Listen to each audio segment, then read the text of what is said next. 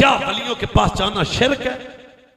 नबी पाक तार खत्म नबूवत का फरमान है, फरमाया इदार आई तुमुल अब्दा योता सौतन फिर दुनिया, फरमाया जब तुम किसी ऐसे बंदे को देखो जो दुनिया से बेनियाज हो, फक्तारिबुहु, फरमाया उदे नेड़े हो जाओ।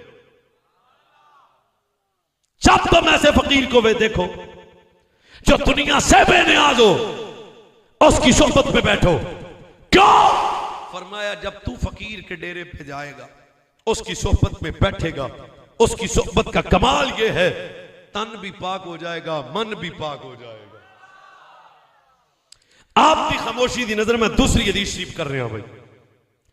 तार खत्म नबूवत सल्लल्लाहु अलैहि वसल्लम ने फरमाया आइनल मुतहाब्बूना बिजलाली अल यौमा उज़िल्लुहुम फी ज़िल्ली शौमन ला ज़िल्ला इल्ला